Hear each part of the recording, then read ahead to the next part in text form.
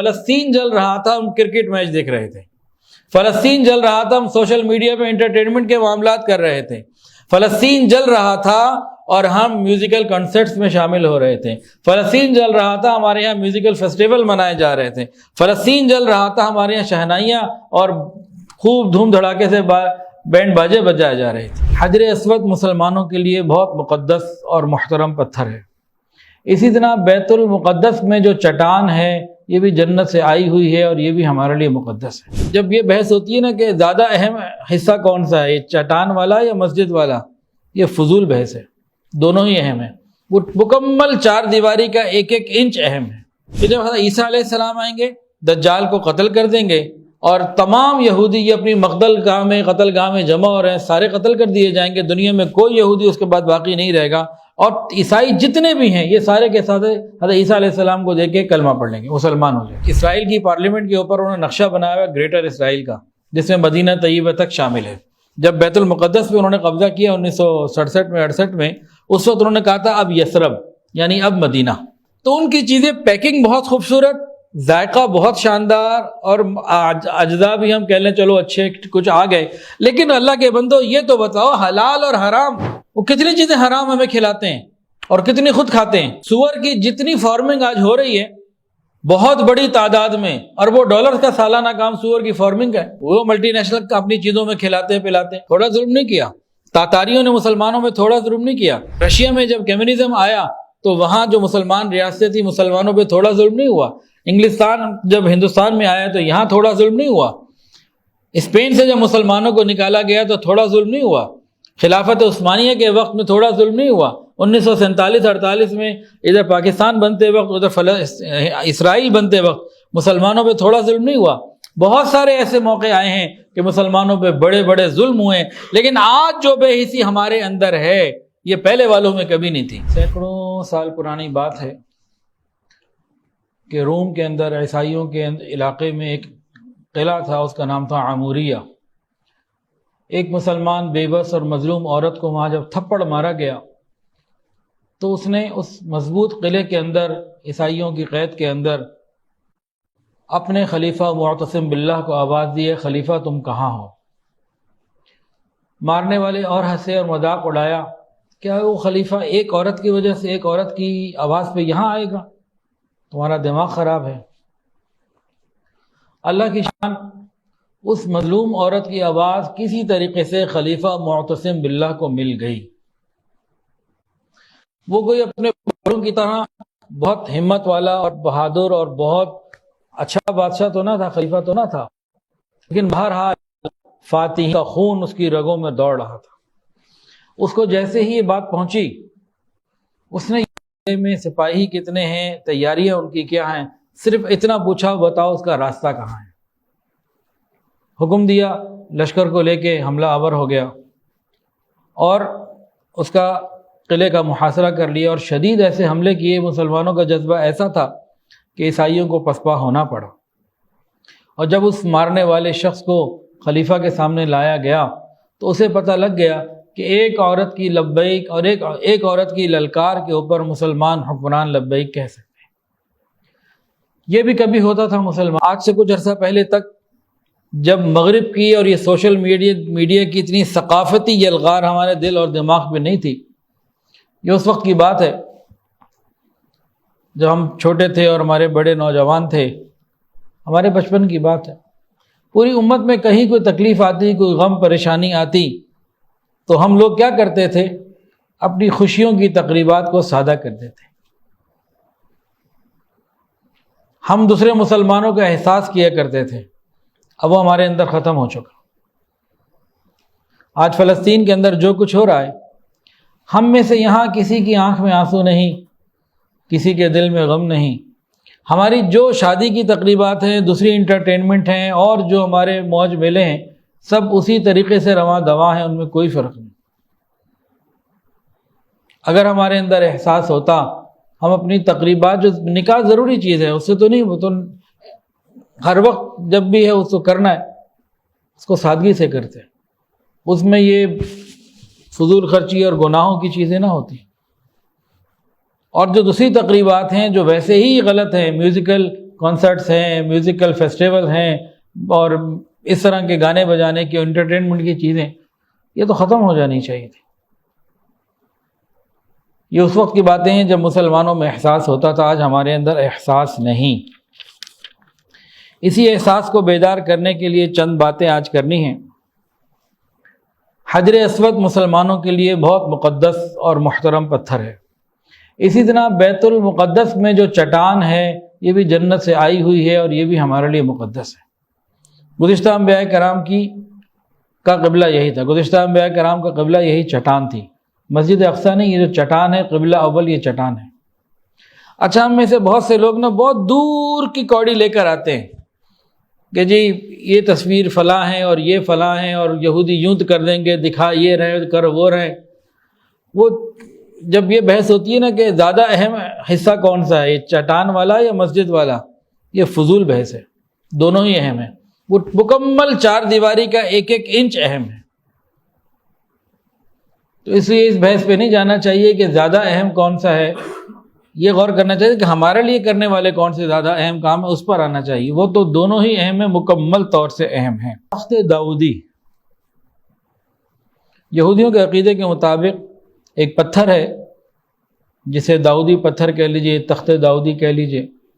بقول ان کے حضرت سلیمان علیہ السلام، حضرت داؤد علیہ السلام کی تاج پوشی وہاں ہوئی، اور وہ پتھر جب یہ ٹائٹس آیا اور اس نے یہودیوں کو باہر نکال دیا، بخت نصر نے پہلے کیا اور بعد میں ٹائٹس نے کیا، جنرل ٹائٹس، تو اس نے اس کو یہاں سے لے گیا اور یہ آج اس وقت انگلینڈ کے اندر ایک چرچ میں موجود ہے۔ وہ چاہتے یہ ہیں کہ مسجد اقصیٰ پر مکمل قبضہ کیا جائے اور یہ گنبد گرا دیا جائے اور اس چٹان کے اوپر اس تخت کو لا کے رکھا جائے واپس۔ ابھی برٹش اسکاٹ لینڈ اور وہاں کے قریب کے ممالک کے جو بادشاہوں کی، ملکاؤں کی تاج پوشی ہوتی ہے اسی تخت کے اوپر ہوتی ہے۔ وہ پتھر انہوں نے ایک کرسی پہ لگا دیا ہوا ہے، نصب کر دیا ہوا ہے، اور وہاں ابھی انگلینڈ میں موجود ہے۔ وہ اس کو وہاں واپس لانا چاہتے ہیں، اس کے حوالے سے وہ ساری جو ہے نا وہ پلاننگ کر رہے ہیں۔ یہ پلاننگ بھی ایک عجیب و غریب معاملات ہیں۔ ہم مسلمان امام مہدی کے انتظار میں ہیں اور ان کے انتظار میں آ کے ہم کچھ زیادہ ہی ٹھنڈے ہو گئے۔ ہم یہ سمجھتے ہیں وہی آئیں گے، وہی کچھ کریں گے، ہمارے کرنے کے لیے کچھ نہیں۔ انہوں نے کب آنا ہے؟ 2 سال باقی ہیں یا 200 سال باقی ہیں، رب کے سوا کوئی نہیں جانتا۔ بہت سے لوگوں نے میسج بھیجے کہ جی پیر ذوالفقار، حضرت جی کے نام لے کے، جی پیر ذوالفقار صاحب نے فرمایا، حضرت جی نے فرمایا کہ فلانے دن آ رہے ہیں امام مہدی، قسم کھا کے فرمایا کہ جی فلانے سال آ رہے ہیں۔ یہ باتیں غلط ہیں، آنا ہے، کب آنا ہے یہ اللہ کے سوا کوئی نہیں جانتا۔ تو ہم لوگ مسلمان امام مہدی کے انتظار میں ہیں۔ ہمارے عقیدے میں کیا ہے جو صحیح ہے بالکل، باقیوں کے غلط ہیں، وہ ان کی داستانیں ہماری حقائق ہیں کہ امام مہدی نے آنا ہے، دجال کا بھی خروج ہونا ہے اور عیسیٰ علیہ السلام نے بھی آنا ہے۔ ہمارے عقیدے کے مطابق یہ اسرائیل، یہ یہودیوں کی قتل گاہ بنے گی۔ دنیا کے ہر یہودی کو یہاں ختم کر دیا جائے گا۔ ہر پتھر اور شجر یہ بولے گا کہ میرے پیچھے یہودی ہے، اسے مارو۔ وہ حالات کب آنے ہیں محسوس ہوتا ہے کہ قریب ہیں، لیکن یہ اللہ جانتا ہے۔ تو ہم امام مہدی اور عیسیٰ علیہ السلام کے انتظار میں ہیں۔ یہودی کس انتظار میں ہیں؟ یہودی دجال کو اپنا مسیح سمجھتے ہیں اور وہ دجال کے انتظار میں ہیں۔ وہ یہ چاہتے ہیں کہ ہم 3rd ٹیمپل جب بنا لیں گے، 2 دفعہ انہوں نے بنایا، قرآن مجید میں ذکر ہے کہ اللہ تعالیٰ نے ان کی نافرمانی کی وجہ سے ان کو ذلیل اور رسوا کیا اور بیت المقدس سے ان کو اللہ نے نکالا، یہ قرآن مجید کے اندر ہے۔ تو وہ یہ چاہتے ہیں کہ 3ری دفعہ جب ہیکل سلیمانی وہ بنا لیں گے تب وہ ان کا مسیحا، یعنی ہماری طرف سے کانا دجال اور ان کے لیے وہ مسیحا وہ آئے گا، تب پوری دنیا میں ان کی حکومت ہوگی۔ تو یہودیوں کو تو ایک یہ معاملہ ہے کہ وہ اس لیے یہ چاہتے ہیں کہ فلسطین اور بیت المقدس میں مکمل قبضہ ہو۔ مسلمانوں کے لیے یہ ہے۔ اب عیسائیوں کا معاملہ کیا ہے؟ یہ بہت اہم بات ہے کہ عیسائی اور یہودی یہ تو اینٹ کتے کا بیر تھا، یہ دونوں تاریخی دشمن ہیں، ہزاروں سال یہ دشمنی چلتی رہی۔ اب ہوا کیا ہے اس کو سمجھیں۔ عیسائی آج یہودیت کی بات کیوں مان رہے ہیں؟ سب سے پہلے تو ہم اس کو سمجھیں کہ عیسائی اور یہودی ان کے اندر لڑائی کیا تھی۔ حضرت عیسیٰ علیہ السلام کی والدہ کو ان کے دامن کے اوپر، ان کی پاک دامنی کے اوپر تہمت کس نے لگائی تھی؟ ان کے اوپر باتیں کس نے کی تھی؟ یہودیوں نے۔ پہلا مسئلہ تو عیسائی اور یہودیوں کا یہ کہ انہوں نے عیسیٰ علیہ السلام کی والدہ بی بی مریم کو برا بھلا کہا، ایک بات۔ دوسری بات، حضرت عیسیٰ علیہ السلام کو جو صلیب دینے کی کوشش کی گئی، جو عیسائی کہتے ہیں کہ دے دی گئی اور اللہ کہتے ہیں نہیں، اللہ نے اٹھا لیا، وہ کس نے کی تھی؟ وہ یہودیوں نے کی تھی۔ تو ان دو وجوہات کی وجہ سے ان کی دشمنی بڑی سخت۔ اور تیسری وجہ کیا ہے ان کی آپس کی؟ عیسائیوں کا ایک باطل عقیدہ ہے، وہ یہ سمجھتے ہیں کہ حضرت عیسیٰ علیہ السلام دوبارہ زندہ ہوں گے اور فلسطین میں ہی آئیں گے، کہ جو پہلی دفعہ چونکہ فلسطین میں آئے تھے دوبارہ بھی یہیں آئیں گے۔ اب وہ انہوں نے آسمانوں سے نیچے آنا ہے، یہ ان کا ایک باطل عقیدہ ہے کہ صلیب دے دیے گئے دوبارہ زندہ ہو کے آئیں گے، اور وہ اپنے عقیدے کے مطابق، اپنی گھڑی ہوئی کہانیوں کے مطابق ان کے انتظار میں۔ یہودی عیسائیوں کو یہ کہتے ہیں کہ جو تم جن کو کہہ رہے ہو نا وہ کانا دجال ہے۔ اب عیسائیوں کو یہ بات لگتی ہے، وہ کہتے ہیں نہیں عیسیٰ علیہ السلام نے آنا ہے، وہ کہتے ہیں نہیں کانے دجال نے آنا ہے۔ اب یہ تینوں کے اندر ایک پوزیشن بنی ہوئی ہے، ہم امام مہدی کے انتظار میں ہیں، وہ دجال کے انتظار میں، یہودی اور عیسائی کہتے ہیں کہ عیسیٰ علیہ السلام کی دوبارہ پیدائش ہونی ہے۔ یہ معاملات تینوں قوموں کے آگے۔ اب عیسائی یہودیوں کے ساتھ کیوں ہیں؟ جو سوال تھا نا اس کا جواب اب دینے لگا ہوں۔ عیسائی یہودیوں کے ساتھ کیوں آ گئے؟ اس میں کئی باتیں ہیں۔ ایک تو یہ کہ یہودیوں نے اپنی سازشوں کے ذریعے ان کے اندر بھی فرقہ واریت کی ایک جنگ ہوئی اور بہت سے لوگوں نے اپنے ساتھ ملا لیے۔ اس کے علاوہ یہ بھی ممکن ہے کہ عیسائیوں نے یہ دیکھ لیا کہ 1400 سال میں وہ مسلمانوں کے لیے کر کچھ نہیں سکے، مسلمانوں کو مٹا نہیں سکے، کہتے ہیں چلو مل کے ہم کچھ کام کر لیں۔ اور ان کا گمان یہ ہے، باطل گمان، وہ یہ سمجھتے ہیں کہ جب عیسیٰ علیہ السلام آئیں گے تو یہودی ان کی بات کو مان لیں گے۔ ارے بھائی عقل ان کی اگر ہوتی ہے تو عیسیٰ علیہ السلام کو پہلے یہودیوں نے نہیں مانا تو آج کیسے مان لیں گے؟ ہاں اب ہونا کیا ہے حدیث کے مطابق، کب ہونا یہ نہیں میں بتا سکتا، کوئی نہیں بتا سکتا، کہ جب حضرت عیسیٰ علیہ السلام آئیں گے دجال کو قتل کر دیں گے اور تمام یہودی یہ اپنی مقتل گاہ میں، قتل گاہ میں جمع ہو رہے ہیں، سارے قتل کر دیے جائیں گے، دنیا میں کوئی یہودی اس کے بعد باقی نہیں رہے گا، اور عیسائی جتنے بھی ہیں یہ سارے کے ساتھ حضرت عیسیٰ علیہ السلام کو دیکھ کے کلمہ پڑھ لیں گے، مسلمان ہو جائیں گے۔ اب دنیا اس طرف جا رہی ہے، لیکن ہمیں کیا کرنا ہے؟ اس کے اوپر ہمیں چند باتیں سمجھنی ہیں۔ اس وقت زمین کے اوپر دو ہی حکومتیں ایسی ہیں، دو ہی سلطنتیں ایسی ہیں جو کسی نظریے کے اوپر قائم ہیں۔ تو کون سی دو ہیں جی؟ اور ان دونوں سلطنتوں کے جو پارلیمنٹ ہیں ان کے اوپر وہ لکھا ہوا بھی ہے۔ مثال کے طور پر اسرائیل کی پارلیمنٹ کے اوپر انہوں نے نقشہ بنایا ہوا ہے گریٹر اسرائیل کا، جس میں مدینہ طیبہ تک شامل ہے۔ جب بیت المقدس پہ انہوں نے قبضہ کیا 1967 میں 68 میں، اس وقت انہوں نے کہا تھا اب یثرب یعنی اب مدینہ، اور وہاں گریٹر اسرائیل کا جو نقشہ ہے اس میں پوری تفصیل موجود ہے کہ کون کون سے ان کو علاقے چاہیے۔ مدینہ طیبہ تک تو وہ شامل کر چکے ہیں۔ یہ دہشت گردی نہیں ہے کہ ایک قوم، ایک ملک علل اعلان کہہ رہی ہو کہ ہماری جو سلطنت ہے یہ ہماری موجودہ سلطنت ہماری نہیں ہے، ہم نے وہاں تک ایکسپینشن کرنی ہے۔ بالفرض کوئی اور ملک کوئی بھی ہو، وہ ارد گرد کے 5 ملکوں کو اپنے اندر ملاتے ہوئے لکھ کے لگا دے کہ یہ میرا آئندہ کا نقشہ ہے، اسے کون قبول کرے گا؟ کوئی بھی نہیں۔ یعنی اتنی تو ان کی دہشت گردی ہے نا، ٹیررسٹ تو یہ ہیں پھر۔ اچھا دوسری جو ہے وہ کون سی حکومت ہے؟ پاکستان۔ ہماری اسمبلی کے سامنے لکھا ہے اس میں لا الہ الا اللہ محمد الرسول اللہ۔ یہ دو نظریاتی ہیں، 1947 میں پاکستان بنا اور 1948 میں اسرائیل بنا۔ اللہ تعالیٰ کی رحمت کی ایک بات سمجھیے، اللہ تعالیٰ پہلے شفا نازل فرماتے ہیں، زمین پہ اتارتے ہیں، بیماری بعد میں آتی ہے۔ بیماری بعد میں آتی ہے، شفا پہلے آتی ہے، دوائی پہلے آتی ہے۔ یہ اللہ تعالیٰ کا ایک رحمت کا اصول ہے۔ یوں سمجھ لیجئے کہ اللہ تعالیٰ نے شفا اور علاج پہلے بھیجا، علاج پہلے بھیجا، بیماری بعد میں آئی۔ اب یہ کب ہوگا یہ اللہ بہتر جانتا ہے، لیکن بہرحال اللہ تعالیٰ اس علاقے کے لوگوں سے یقیناً کوئی نہ کوئی کام ضرور لیں گے۔ اس وقت ہماری جو سب سے بڑی کمزوری ہے نا، وہ یہ بن چکی ہے کہ مجھ سمیت ہم میں سے ہر ایک اپنے سوا سارے مسلمانوں کو نیک دیکھنا چاہتا ہے۔ ہم میں سے ہر ایک اپنے آپ کے علاوہ پوری دنیا کو نیک دیکھنا چاہتا ہے، سب کو چاہتا ہے کہ یہ ٹھیک ہو جائے، نیک ہو جائیں، ذکر اذکار یہ اس لیے کریں، مراقبہ بھی کریں، نیکی بھی کریں، تبلیغ بھی کریں، سارے اچھے یہ کام کریں، سارے نیک ہو جائیں میرے علاوہ۔ جو میری روٹین ہے اس میں مجھے کوئی ڈسٹرب نہ کرے، میرے کمفرٹ زون کو کوئی نہ چھیڑے۔ جب تک یہ کیفیت ہماری رہے گی نا، ہماری اصلاح نہیں ہو سکتی۔ جب ہمیں اپنی فکر لگ جائے گی کہ میں نے اپنے آپ کو ٹھیک کرنا ہے، اس وقت مسئلے کا حل ہوگا۔ اب ہم دیکھیں کہ ہمیں اپنی فکر کب لگنی ہے۔ آپ لوگوں نے سنا ہوگا کہ روم جل رہا تھا اور نیرو کیا کر رہا تھا جی؟ بنسری بجا رہا تھا۔ یہ سنا جی، آپ نے پڑھا ہے؟ روم میں جسے روم جل رہا تھا، ہم میں سے کسی نے دیکھا جلتے ہوئے روم کو؟ نیرو کو کسی نے دیکھا؟ اس کی بنسری کو دیکھا؟ نہیں دیکھا نا۔ لیکن آج اس کا ایک لیٹسٹ ورژن ہمارے ہر گھر میں موجود ہے۔ یہ تو پرانا ہو گیا، اور وہ چھوٹا تھا کیونکہ وہ کافر تھا۔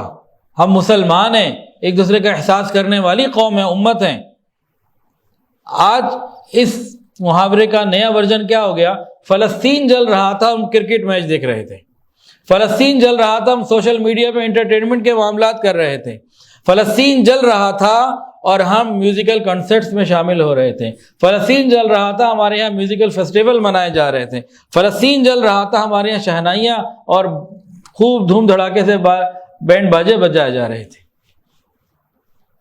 میں تو یہ سمجھتا ہوں کہ روم جل رہا تھا اور نیرو بنسری بجا رہا تھا، چھوٹی بات رہ گئی، ہم نے اس سے زیادہ بے حسی کی مثال خود قائم کر دی اور گھر گھر سے قائم کر دی۔ وہ تو ایک شخص تھا، اور وہ تھا جس کے پاس آخرت کا کوئی عقیدہ نہیں تھا، مرنے کے بعد جواب کس کو دینا ہے کس کو نہیں۔ ہمارے پاس تو مکمل عقیدہ ہے، تو ہم اس سے زیادہ مجرم بنتے ہیں۔ اللہ ہمیں ان باتوں کی سمجھ عطا فرمائے۔ بہرحال اب ہمارے کرنے کے جو کام ہیں اس کے حوالے سے چند باتیں ہو جائیں۔ اب ہمیں کرنا کیا ہے؟ اگر ہم چاہتے ہیں اللہ کی رحمت آئے، ہمیں نیک اعمال کرنے ہوں گے، رجوع الی اللہ خوب کثرت سے کرنا ہوگا، گناہوں کو چھوڑنا ہوگا۔ اس کے اوپر گزشتہ 2-3 دفعہ میں کچھ بات ہو چکی ہے۔ ایک کام اور کرنا ہے، ان کا بائیکاٹ کرنا ہے، تجارتی طور پر، معاشی طور پر ان کو ہم جو نقصان پہنچا سکتے ہیں، یہ ہماری ذمہ داری بنتی ہے۔ اب یہاں ایک دلیل، میں آپ کو 2 دلیل دیتا ہوں قرآن و حدیث سے، اور اس کے بعد آگے چلتے ہیں۔ نبی کریم صلی اللہ علیہ وآلہ وسلم نے مدینہ طیبہ میں یہودیوں کا محاصرہ کر لیا۔ وہ شکست نہیں کھا رہے تھے، مسلمانوں کو فتح نہیں ہو رہی تھی، کام چل رہا تھا، لمبا ہو رہا تھا۔ حضور صلی اللہ علیہ وآلہ وسلم نے ان کی تجارت کے اوپر ضرب لگائی۔ ان کے باغات تھے، کہا جلا دو، کاٹ دو۔ جیسے ہی انہوں نے شروع کیا، وہ ہل کے رہ گئے، اور پھر مسلمانوں کو فتح ہو گئی۔ کیا مطلب؟ مطلب یہ کہ تجارت کے اوپر ضرب پڑے تو وہ ہل کے رہ جاتے ہیں۔ جب پیپسی کی آواز، پیپسی نہ پینے کے لیے مسلمان کھڑا ہو تو وہ پیپسی کی بوتل پہ فلسطین لکھ دیتے ہیں۔ اب یہ جو اگلی بات کر رہا ہوں اس کی تحقیق تو نہیں ہے، لیکن واٹس ایپ کے مطابق کہ جب معاشی بائیکاٹ کی آواز چل رہی ہو تو وہ اپنی بوتل کے ساتھ چاول کا تھیلا لٹکا دیتے ہیں، یعنی اثر آج بھی ہے۔ ایک مثال۔ دوسری مثال نبی علیہ الصلوۃ والسلام کی مبارک سیرت سے۔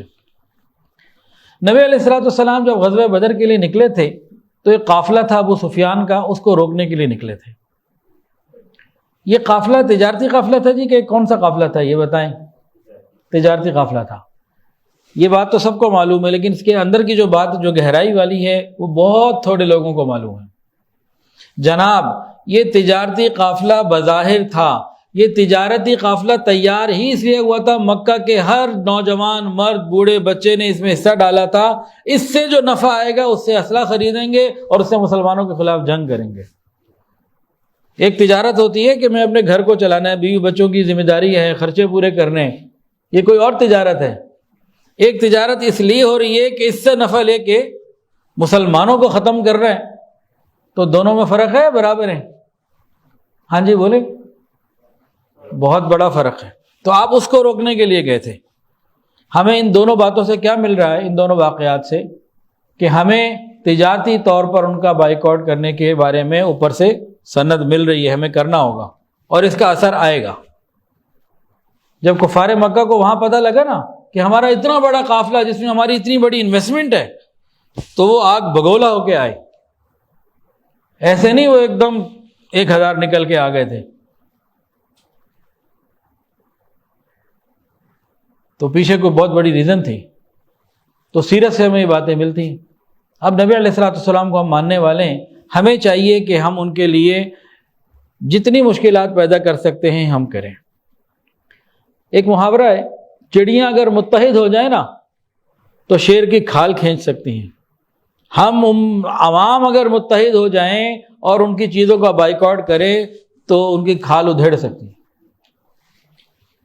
صرف حکمرانوں کو برا بھلا کہنے سے اور ذمہ دار ٹھہرا دینے سے اور اس کے بعد پھر 2 گالیاں دے کے پیپسی چڑھا لینے سے مسئلہ نہیں حل ہونا، پیپسی چھوڑنی پڑے گی۔ زبان کا چٹخارا اور چہرے کا مسکارا، اس پہ قربانی دینی پڑے گی۔ اگر پیپسی نہیں پئیں گے کیا موت آ جائے گی؟ تمام چیزوں کی بات کرو جو ان کی ہیں۔ اب یہاں نا ایک چیز سمجھانی ہے آپ لوگوں کو۔ چند دن پہلے ایک بیان میں میری زبان سے بھی نکلا جی، بعد میں بڑا شرمندہ ہوا، سوچتا رہا۔ تو وہ کیا تھا جو ہم سب کے ذہنوں میں ہے، میڈیا نے اور حالات نے، ہواؤں میں ایسی فضاؤں کے اندر ایسی چیزیں آ گئی ہیں کہ ہم ان کے ذہنی غلام بنے ہوئے ہیں۔ اس وقت میں بھی آپ سے پوچھوں گا، آپ سب اس میں مجھے امید ہے کہ میری تائید کریں گے۔ جی پروفیسر صاحب آپ سے پوچھتے ہیں، آپ بتائیں، کیا ہم لوگ یہ سمجھتے ہیں کہ ان کی جو پروڈکٹس ہیں وہ خالص ہوتی ہیں، اچھی ہوتی ہیں، معیاری ہوتی ہیں کھانے پینے کی؟ سمجھتے تو یہی ہے نا، پروپیگنڈا تو یہی ہے، ایک عام ذہن تو یہی ہے، بلکہ خالی پروپیگنڈا نہیں اور عام ذہن نہیں، بعض تو اس کے اوپر بڑے فرم اسٹینڈ لیتے ہیں، جی جو کوالٹی وہ دیتے ہیں مسلمان دیتے نہیں، یہ تو بے ایمانی کرتے ہیں، ملاوٹ کرتے ہیں، لوٹ کھوٹ ہوتی ہے اور پتہ نہیں کیا ہوتا ہے، ایسے ہی کچھ ہے نا۔ تو کہتے ہیں جی وہ جو دے رہے ہیں وہ چیز ٹھیک دے رہے ہیں۔ اب اس کے اوپر ہم کئی اینگل سے بات کریں گے۔ بات یہ ہے کہ یہ مغربی یلغار ہے، میڈیا ان کا ہے، وہ اپنے میڈیا کے ذریعے جو چاہے ہمیں سمجھا دیتے ہیں، ہم بار بار وہی سن رہے ہو، دیکھ رہے ہوتے ہیں۔ دوسری طرف ایک بات اور، وہ کیا جناب، وہ دیکھنے میں بڑے سادہ نظر آتے ہیں، دیکھنے میں بڑے اخلاقی اور بڑے کردار والے نظر آتے ہیں، لیکن جو چھپی ہوئی سفاکی، بربریت، چنگیزیت تاتاریوں میں بھی نہیں تھی، وہ ان انگریزوں کے اندر ہے، اور بڑا خوبصورت انداز اپناتے، ہماری ہمدردی بھی لیتے ہیں اور ہمیں تباہ بھی کرتے ہیں۔ وہ کہتے ہیں جی مسلمان قیدی بنا لیتے ہیں اور قیدی انسانوں کو خرید و فروخت کرتے ہیں، قیدی بنا لیتے ہیں۔ بھئی جنگی قیدی کو مسلمان اپنے گھر میں اپنے پاس کھلاتا ہے، پلاتا ہے، رکھتا ہے تو اس کی تربیت ہو جاتی ہے، بعد میں کلمہ پڑھ لیتا، ورنہ تو لوگ جنگی قیدیوں کو جان سے مار دیتے تھے، ایسے تو نہیں کسی کو بیچ سکتے، جنگی قیدی ہوتے تھے۔ اور انہوں نے پوری قوموں کو، پورے ملکوں کو اپنا غلام بنایا ہوا ہے، معاشی بھی، سیاسی بھی، ذہنی بھی، ہر اعتبار سے۔ تو جتنا بڑا ظلم تو چنگیز خان اور ہلاکو خان نہیں کر کے گئے جتنا یہ ظلم کرتے ہیں۔ اس کے لیے ایک کتاب ہے، اللہ کرے آپ لوگ اس کو خریدیں اور پڑھیں۔ کتاب کا نام ہے نقش حیات، کتاب کا نام ہے نقش حیات۔ کیا نام ہے جی؟ نقش حیات۔ کنہوں نے لکھی ہوئی ہے؟ حضرت مولانا سید حسین احمد مدنی رحمۃ اللہ علیہ۔ نقش حیات حضرت مولانا سید حسین احمد مدنی رحمۃ اللہ علیہ۔ یہ کتاب ہم خریدیں، وہ لاہور سے اردو بازار سے مل جائے گی، انٹرنیٹ سے بھی شاید مل جائے، اس کو خریدیں، پھر اندازہ ہوگا کہ ایسٹ انڈیا کمپنی آج کے زمانے میں ملٹی نیشنل کمپنی، یہ جو ملٹی نیشنل ہے نا، یہ ایسٹ انڈیا کمپنی کا نیا نام ہے خالی۔ ایسٹ انڈیا کمپنی نے کون سا ظلم یہاں پہ نہیں کیا اور بڑے خوبصورت طریقے سے کیا، اور اس کی چند مثالیں میں دوں گا، اور ساتھ ہی ساتھ آپ کو 2-3 باتیں اور بھی تاکہ ہمارے دماغ سے یہ کھرچ نکل آئے کہ جی یہ ایک اچھی کوالٹی پروڈکٹس دیتے ہیں. جناب علی ہم کہتے ہیں جی بڑی اچھی پروڈکٹس دیتے ہیں کھانے پینے کی استعمال کی. اب اسی کو تھوڑا سا ہم اپنے لوکل انداز میں نا اس کو دیکھتے ہیں. انہوں نے ہمیں کیا دیا؟ پیپسی، 7 اپ، کوک اور اس طرح کے ڈرنکس دیے.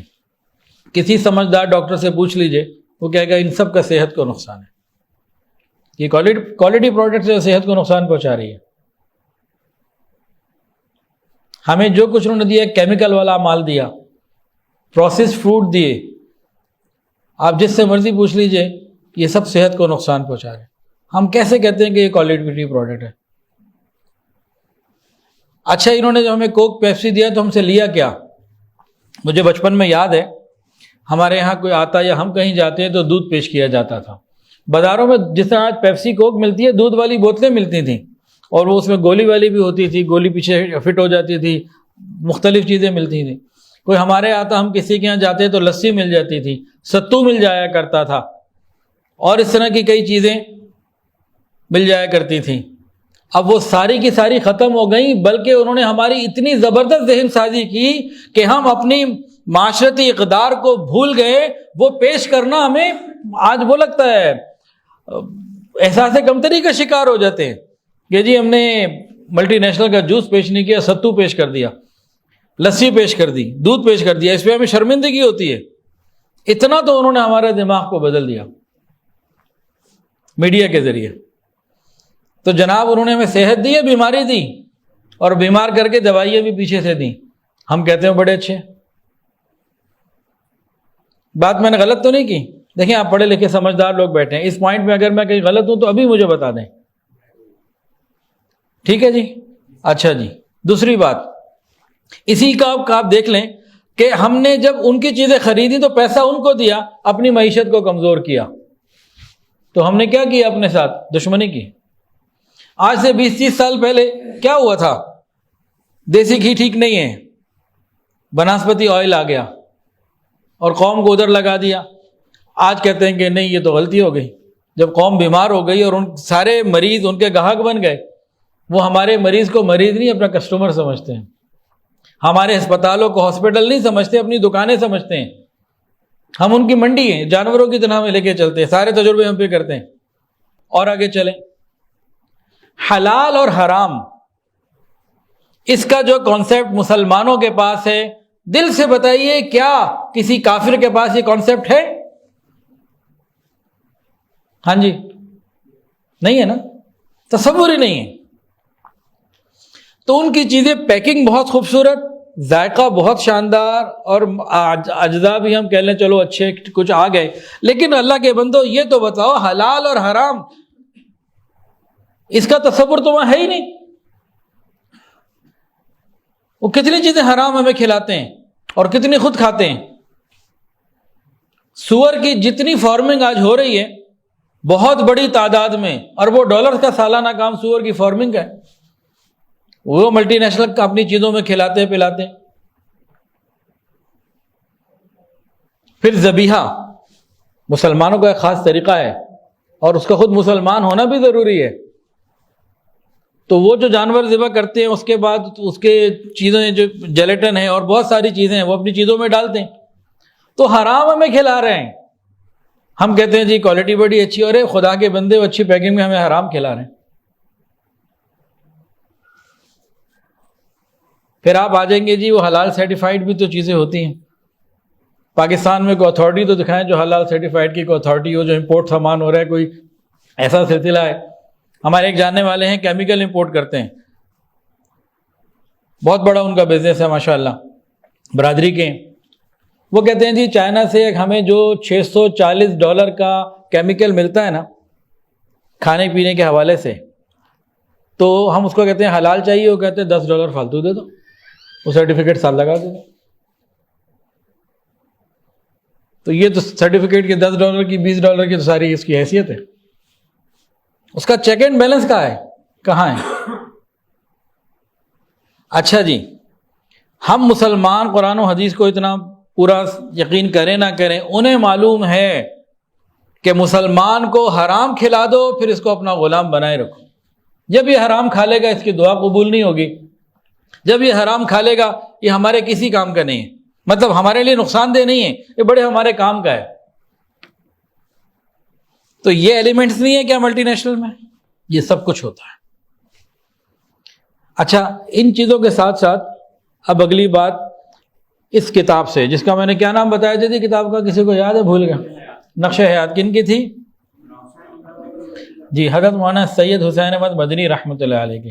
یہ بازار سے کوئی خریدے گا جی انشاءاللہ؟ ہاں، خریدنی بھی ہے اور پڑھنی بھی ہے، پھر اندازہ ہوگا۔ اس میں حضرت نے بھرپور طریقے سے لکھا ہے کہ ایسٹ انڈیا کمپنی نے کیا کیا۔ وقت مختصر ہے، اشارے کے طور پہ چند باتیں بتاؤں گا۔ اچھا، اس میں حضرت نے جو باتیں کہی ہیں نا، وہ عیسائیوں ہی کی کتابوں سے لے کے دی ہیں ود ریفرنس، کسی عالم اور مولوی کا قول نقل نہیں کیا۔ اب چند باتیں اس کی میں بھی آپ کو پڑھ کے سناتا ہوں۔ انگریز کے آنے سے پہلے ہندوستان کی پوزیشن کیا تھی؟ میجر باسو، انہی کا ہی بندہ عیسائی ہے، وہ لکھتا ہے رعایا کی خوشحالی اور سرمایہ داری کے اعتبار سے مسلمانوں کا دور حکومت سونے کے حروف سے لکھے جانے کے قابل ہے۔ دولت مندی اور آرام و چین کا جو نقشہ شاہ جہاں کے دور میں ہندوستان میں دیکھنے میں آتا تھا، بلا شبہ وہ بے مثال اور بے نظیر تھا۔ ہندوستان کو سونے کی چڑیا کہا جاتا تھا۔ اور جناب آج ہمارے پاکستان میں کتنے قسم کے نوٹ ہیں؟ چند۔ اس زمانے میں ہندوستان میں 1000 قسم کے الگ الگ سکے تھے، اس کی تفصیلات بھی لکھی ہوئی ہیں، جس میں سے بہت بڑی تعداد سونوں کے سکے کی تھی۔ اچھا جی، انہی کا ایک بندہ سر ولیم ڈگبی، پارلیمنٹ کا ممبر ہے ان کی، وہ اپنی کتاب پراسپیرس برٹش انڈیا میں لکھتا ہے، کہتا ہے کہ 1901 میں جبکہ ہندوستان میں نہایت مہلک قحط پڑا ہوا تھا، روزانہ لاکھوں آدمی بھوک سے مر رہے تھے۔ یہ جو میں نے کہا نا تاتاریوں سے زیادہ ظلم، تاتاریوں سے زیادہ بندے ہندوستان میں ایسٹ انڈیا کمپنی نے مارے ہیں۔ وہ لکھتا ہے کہ ہندوستان میں نہایت مہلک قحط پڑا ہوا تھا، روز لاکھوں آدمی مر رہے تھے۔ ہمارے طریقہ حکومت جو ہند میں وہ دکھائی دے رہا ہے کہ جہاں تک ہندوستانیوں کا تعلق ہے اور جو غیر معمولی غربت ہندوستانی بر اعظم میں پھیل رہی ہے، وہ ہماری ہی اس طرز حکومت کا نتیجہ ہے۔ پھر وہ خود لکھتا ہے کہ 3 طریقوں سے ہم نے یہاں پہ اپنے پنجے گاڑے، 3 طریقوں سے۔ یہ کون لکھ رہا ہے؟ سر ولیم ڈگبی، یہ برٹش پارلیمنٹ ممبر ہیں۔ پہلا طریقہ یہ بولتا ہے کہ تسلط بذریعہ تجارت، بزنس کے ذریعے ہم نے تسلط کیا، اور اس میں ہمارا جو سلوگن تھا وہ کیا کہ ہندوستان کی دولت، سلوگن ہمارا یہ تھا کہ ہندوستان کی دولت اعلانیہ سمیٹنا ننگے طور پر، اعلانیہ سمیٹنا خوب کھلے طور پر، ایک یہ ان کا کام تھا۔ دوسرا کہتے ہیں کہ دوسرا ہمارا جو اس میں پوائنٹ تھا، ہندوستان کے اوپر تسلط بذریعہ اطاعت بالجبر، اطاعت بالجبر۔ کیا مطلب؟ ہندوستان انگلینڈ کے لیے ہے، اطاعت بالجبر، آگے سلوگن کیا تھا؟ ہندوستان انگلینڈ کے لیے ہے۔ تیسری بات، تسلط خوش معاملگی کے ذریعے، یعنی تسلط آئینی طور پر تسلط۔ ان کا سلوگن کیا تھا کہ دکھانا ایسا ہے کہ ہم آپ کے ساتھ خیر خواہی کر رہے ہیں، لیکن ہندوستانی قوم کو ادنا حالت میں بدستور باقی رکھنا۔ یہ 3 ان کے جو مین پوائنٹس تھے۔ اس کے اوپر بہت تفصیلات یہ لکھی ہیں، کچھ باتیں انشاءاللہ میں آپ کو بتاتا ہوں۔ ایسٹ انڈیا کمپنی والے کون تھے؟ جب یہ ملکہ برطانیہ سے اجازت لے کر آئے اور کچھ پیسے لے کر آئے، یہ وہاں کے سارے کرپٹ اور جرائم پیشہ لوگ تھے، یہ وہاں کے کوئی نیک اور خاندانی لوگ نہیں تھے جب یہاں پر آئے۔ اور یہاں کے جب یہ آئے تو نواب کرناٹک جو تھا، اس نے کمپنی کے ڈائریکٹروں کو لکھا کہ آپ کے نوکروں کا اس ملک میں کوئی کاروبار تو ہے نہیں، نہ آپ انہیں اچھی کوئی تنخواہ دیتے ہیں، پھر یہ چند ہی سال میں کئی لاکھ سونے کی اشرفیاں کما کر واپس چلے جاتے ہیں، آخر یہ ان کے پاس کہاں سے آتا ہے؟ اسی طرح وارن ہسٹنگر، اس نے مقالہ لکھا ہندوستان کے اوپر، تو اس نے لکھا اس مقالے میں، انگریز نے خود، کہ انگریز ہندوستان میں آ کر بالکل نیا انسان بن جاتا ہے، جن جرائم کی وہ اپنے ملک میں ہمت اور جرات نہیں کر سکتا، یہاں کھلا طور سے کر رہا ہوتا ہے، اور یہاں اس کو سزا کا خیال تک نہیں ہوتا۔ ان کے پیسہ کمانے کے کئی طریقے تھے۔ ایک ان کا طریقہ تھا قرضہ دینا سود کے اوپر. یاد رکھیے کافر دو چیزیں نہیں چھوڑ سکتا، شراب، زنا اور سود. یہ دو تین چیزیں یہ کافر نہیں چھوڑ سکتا. تو مسٹر برک ہیں، انہوں نے اس میں لکھا ہے کہ ہم نے قرضے کے ذریعے کس طرح مسلمانوں کو تباہ کیا. کرناٹک کے نواب تھے، مسلمان تھے، ان کو پیسے کی ضرورت ہوئی تو ان کو چند دوستوں نے مشورہ دیا کہ آپ یہ جو انگریز تاجر آئے ہوئے ان میں سے قرضہ لے لیں. انہوں نے فوجیوں کی تنخواہیں دینے دی، فوجی شور مچاتے تھے تو ہمدردوں نے خیر خواہی کر کے مشورہ دیا کہ بھئی آپ ان کو تنخواہ دے دیں. ان کا پیسے نہیں ہیں کہ جی انگریزوں سے لے لیں، سود پہ لے لیں. تو انہوں نے 3 بندوں کو تیار کیا، مسٹر ٹیلر، مسٹر میجنڈی اور مسٹر کال، اور ان کو کہا جی آپ ان کو قرضہ دیں. ان کہ جی قرضہ ہم تب دیں گے جو انگریز گورنمنٹ ہمیں سیکیورٹی دے. انہوں نے دے دی. نواب آف کرناٹک سے انہوں نے ایک رقم طے کی کہ یہ ہم رقم آپ کو دے دیں گے، آپ ہمیں اس کی جگہ اتنی جاگیریں ہمارے حوالے کر دیں تاکہ اس سے جو آمدنی آئے گی وہ ہم سود میں واپس لیں گے. اس نے دے دی، قبضہ لے لیا ان جگہوں کا اور قرضہ دینے کی بات طے کر لی. اب وہ پیسوں پہ پیسوں کو تقاضا کرے، پیسے نہ دیں. جب تقاضا شدید ہوا ان کا جی ابھی کیش ہمارے پاس نہیں ہے، 4 مہینے بعد دیں گے. اس نے فوج کو کہلا دیا بھی 4 مہینے بعد تنخواہیں مل جائیں گی اور ایکسٹرا بھی مل جائیں گے مزید 4 مہینوں کے.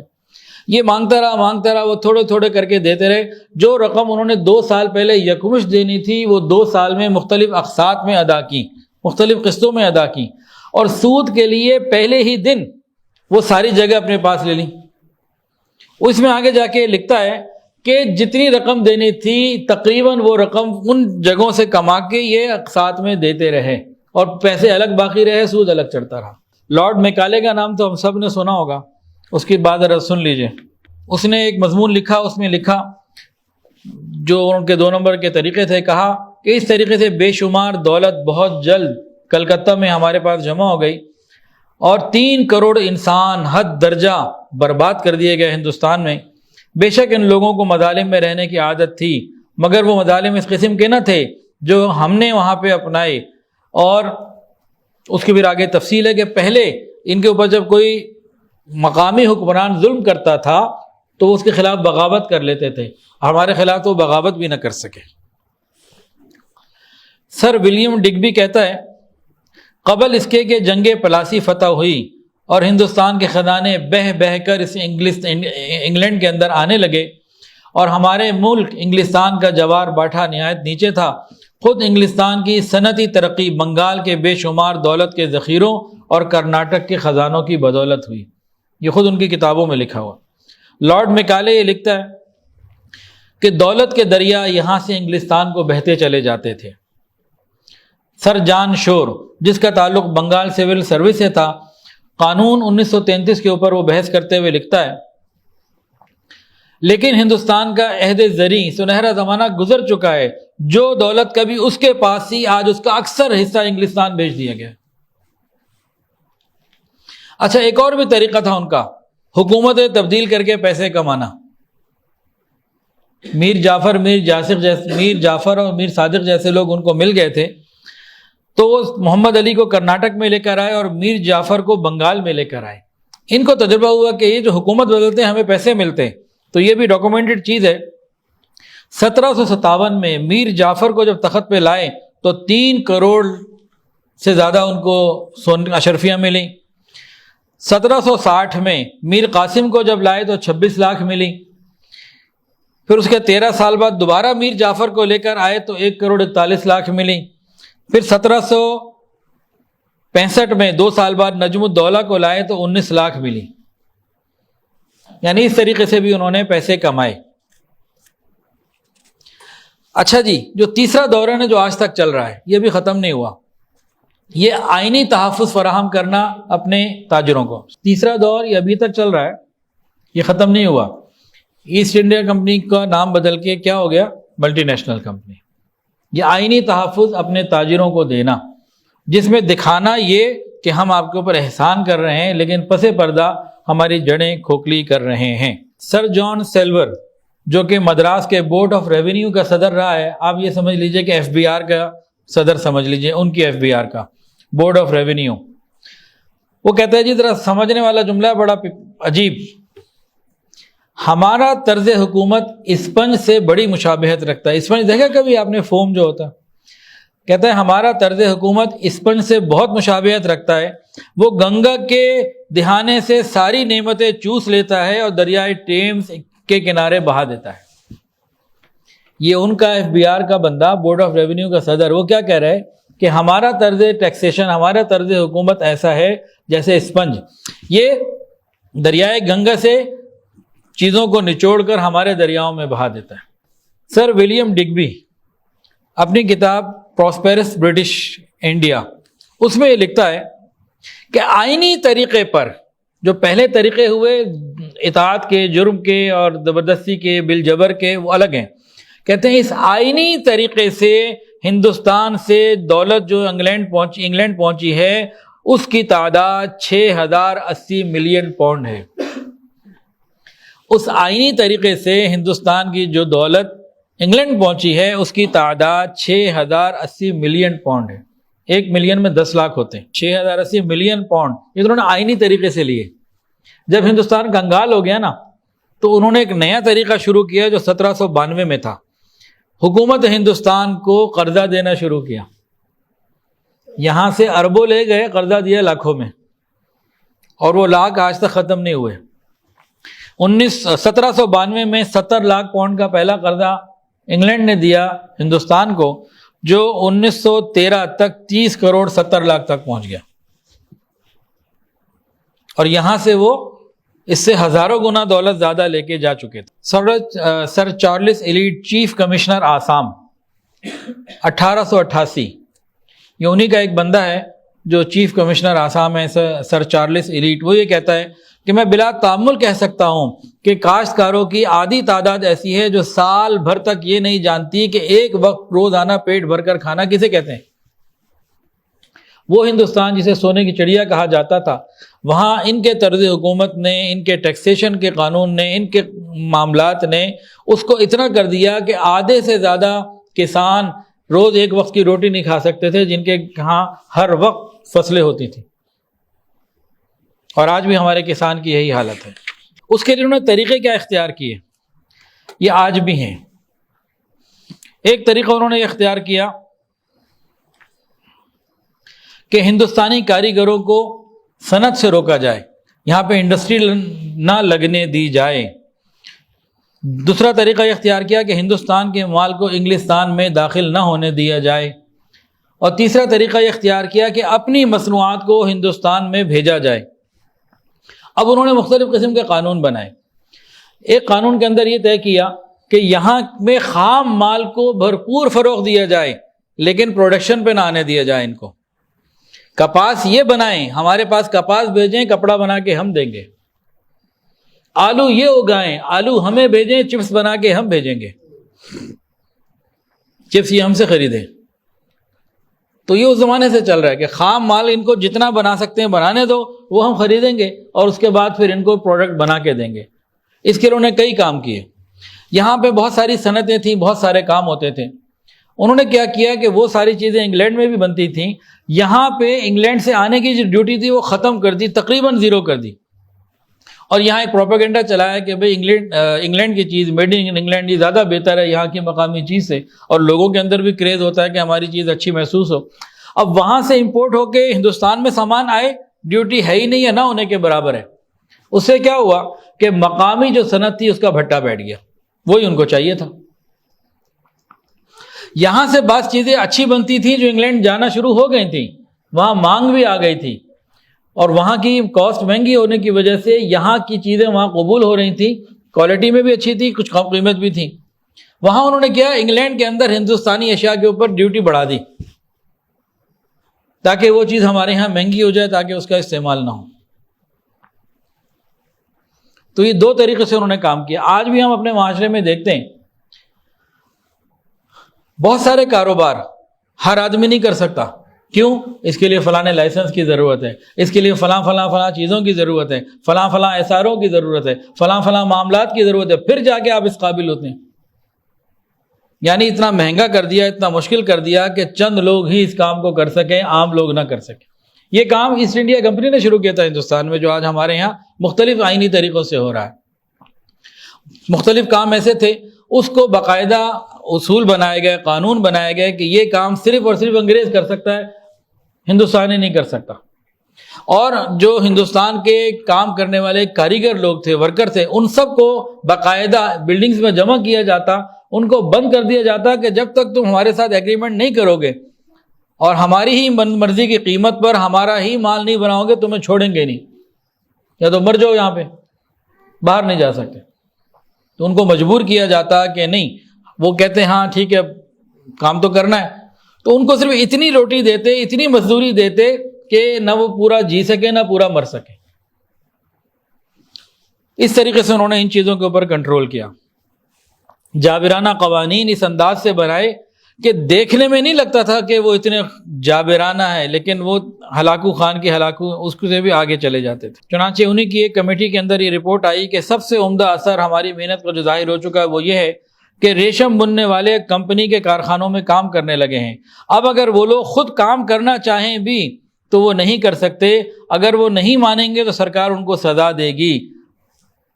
اس طرح کے قانون بنا دیے گئے۔ اچھا، پھر یہ جو کاریگر ہوتے تھے نا، ان کو قرضہ دے دیا کرتے تھے۔ تنخواہ تو اتنی تھوڑی ہوتی تھی کہ گزارا ہو نہیں سکتا تھا، تو کاریگروں کو قرضہ دے دیا کرتے تھے، اور وہ قرضہ ان کی زندگی گزر جاتی تھی، وہ ادا نہیں ہوتا تھا۔ تو یہ سلسلہ وہاں پہ جاری رکھا گیا۔ بہرحال 18ویں صدی سے ہندوستان کی تجارت کا نقشہ بدل گیا۔ چنانچہ کمپنی کے جو خطوط ولایت سے یعنی انگلینڈ سے آتے تھے، ان میں صاف ہدایات ہوتی تھیں کہ جہاں تک ہو سکے خام مال کی پیداوار بڑھانی چاہیے، مصنوعات کی پیداوار یہاں روک دینی چاہیے، اور اس کام میں قانون سے مدد لینے میں بھی کوئی مضائقہ نہیں سمجھا گیا۔ مثلا بنگال کے ریشم بننے والوں کو قانوناً منع تھا کہ کمپنی کے کارخانے کے سوا کسی اور کی جگہ پر کام کریں، اور اس کی خلاف ورزی قابل سزا جرم تصور کی جاتی تھی۔ چنانچہ ہندوستانی مصنوعات کی درآمد پر انگلینڈ میں ڈیوٹیز بہت زیادہ بڑھا دی گئیں، اور اس کے برعکس انگلینڈ کی جو مصنوعات ہندوستان آتی تھیں اس کے اندر ڈیوٹیاں بالکل برائے نام کر دی گئیں۔ چنانچہ پارلیمنٹ میں یہ بھی قبول کر لیا گیا کہ بے شک ایسٹ انڈیا کمپنی نے ایسا انتظام کر دیا ہے کہ ہندوستان کی مصنوعات گھٹیں، خام مال بڑھے، اور اگر یہ انتظام رہے گا تو اس کا نتیجہ یہ ہوگا کہ ہندوستان کا نقشہ بدل جائے گا، صنعتیں غائب ہو جائیں گی، اور برطانیہ کی صنعتوں کے واسطے وہاں صرف خام مال ان کو سستے داموں ملتا رہے گا۔ ہندوستان میں انگلستان کی مصنوعات کو جو کہ مشینوں کے ذریعے تیار کی گئی تھی نہایت کثرت سے ٹھوسا گیا، اور ان کی درآمد پر کوئی ٹیکس نہیں لگایا گیا۔ اگر لگایا بھی گیا تو اس قدر کم کہ اس سے کاریگروں کے ہاتھوں میں کوئی پیسہ نہ رہا، جس کی وجہ سے لاکھوں کاریگر مسلسل بھوک اور فاقہ کشی کی وجہ سے دنیا سے چل بسے۔ لاکھوں بلکہ کروڑوں جو کاریگر تھے وہ کام کو چھوڑ کر زراعت یا دوسرے پیشوں پر مجبور ہو گئے، اور بالجبر یہ صنعت کو، انڈسٹری کو ختم کر کے زراعتی ملک تک محدود کر دیا گیا۔ مختلف ایگزیبیشن، نمائشیں قائم کر کے ہندوستانی میلے ٹھیلوں پہ جا کے بڑے بڑے انگریز ولایتی چیزیں دکھاتے پھرتے تھے، اور لوگوں کو ان کی خریداری کی طرف مائل کیا کرتے تھے۔ مسٹر ولسن ہندوستان کی تاریخ میں لکھتا ہے کہ موجودہ طریقے تجارت اس بے التفاتی کی افسوسناک مثال ہے جو ہندوستان کے ساتھ وہ ملک برت رہا ہے جس کی اطاعت ہندوستان نے قبول کی۔ 1813 کی تحقیقات میں بیان کیا گیا تھا کہ ہندوستان کے بنے ہوئے سوتی اور ریشمی کپڑے انگریزی کپڑوں سے 50-60% کم ریٹ پر یہ باہر فروخت ہو سکتے ہیں۔ چنانچہ مجبور ہو کر ہندوستانی کپڑوں کی درآمد پر 70-80% ٹیکس لگا دیا گیا، اور بعض کو تو بالکل بین کر دیا گیا۔ اگر یہ طریق اختیار نہ کیا جاتا تو انگلستان میں کپڑے کے کارخانے بند ہو جاتے، لیکن ہندوستان کے کارخانے بند کر دیے گئے۔ تو بہرحال اس کتاب میں تو اس کے اوپر بہت تفصیلات موجود ہیں، اس لیے کوئی بھی ہمدردی کا ووٹ غیر مسلم کو دینا یہ نہیں بنتا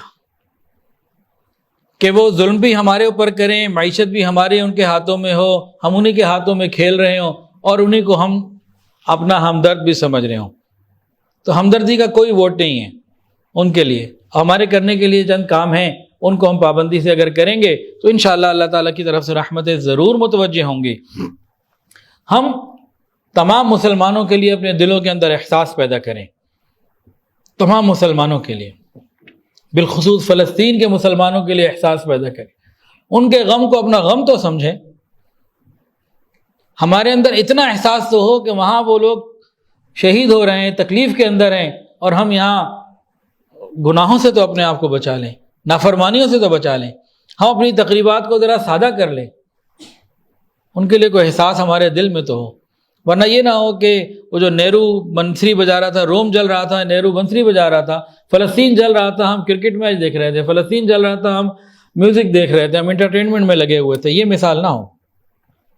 دوسرا، جتنا جلدی ہم گناہوں کو چھوڑیں گے اتنا اللہ کی رحمت قریب آئے گی، جتنا رجوع اللہ زیادہ ہوگا اتنا اللہ کی رحمت قریب آئے گی۔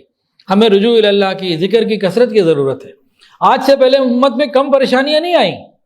صلیبی جنگوں میں جب بیت المقدس صلیبیوں نے حاصل کیا، عیسائیوں نے اتنے مسلمانوں کو شہید کیا کہ گھوڑوں کی ٹانگیں خون میں مسلمانوں کی ڈوبی۔ تھوڑا ظلم نہیں کیا۔ تاتاریوں نے مسلمانوں میں تھوڑا ظلم نہیں کیا۔ انگلینڈ، رشیا میں جب کمیونزم آیا تو وہاں جو مسلمان ریاستیں تھیں مسلمانوں پہ تھوڑا ظلم نہیں ہوا۔ انگلستان جب ہندوستان میں آیا تو یہاں تھوڑا ظلم نہیں ہوا۔ اسپین سے جب مسلمانوں کو نکالا گیا تو تھوڑا ظلم نہیں ہوا۔ خلافت عثمانیہ کے وقت میں تھوڑا ظلم نہیں ہوا۔ 1947-48 میں ادھر پاکستان بنتے وقت، ادھر اسرائیل بنتے وقت مسلمانوں پہ تھوڑا ظلم نہیں ہوا۔ بہت سارے ایسے موقع آئے ہیں کہ مسلمانوں پہ بڑے بڑے ظلم ہوئے، لیکن آج جو بے حسی ہمارے اندر ہے یہ پہلے والوں میں کبھی نہیں تھی۔ ہم ان سارے ظلموں کے باوجود مسجد کی طرف قدم نہیں بڑھا رہے۔ کوئی ہے جس نے فجر کی نماز میں اضافہ کر دیا ہو، جس نے اور نمازوں میں اضافہ کیا ہو، دعاؤں میں اضافہ کیا ہو؟ تو پہلے جب پریشانی آتی تھی ہم اللہ کی طرف رجوع کرتے تھے، آج ہمارا رجوع نہیں ہے۔ پھر دعاؤں کا اہتمام، دعاؤں کو ہلکا نہیں سمجھنا چاہیے، اس کی کثرت کی ضرورت۔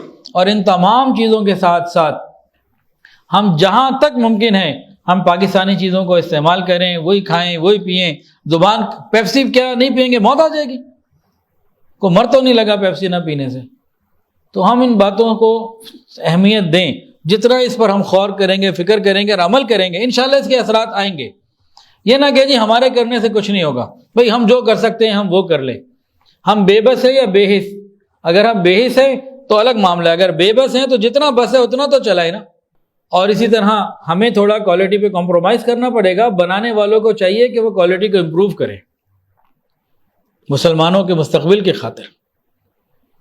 یہ ملٹی نیشنل جہاں جاتے ہیں ایسے قوانین بنا لیتے ہیں، آپ کو زمین خریدنی ہے، آپ پاکستانی آپ کو مہنگی ملے گی، آپ انگریز ہیں آپ کو سستی مل جائے گی۔ ایسے بھی قانون موجود، ٹیکسیشن کے قانون بھی آج بھی ایسے موجود جو ایسٹ انڈیا کمپنی کے تھے۔ بچپن میں ہم ایک آئس کریم کھاتے تھے پول کا، آج اس کا نام ہی نہیں ملتا۔ بھائی ان کی کمپنی آئی، انہوں نے لوکل کمپنی کو خرید کے صفائی سے ختم کر دیا۔ تو بھائی وہ اپنا زور لگا رہے ہیں، ہم اپنا زور لگائیں، اللہ تعالیٰ اپنی رحمت کا معاملہ فرمائیں گے۔ وآخر دعوانا ان الحمدللہ۔ ویڈیو کے نیچے سبسکرائب کے بٹن پہ کلک کریں، بیل کے آئیکن پہ کلک کیجئے تاکہ ہر نئی ویڈیو کی نوٹیفیکیشن آپ کو مل جائے۔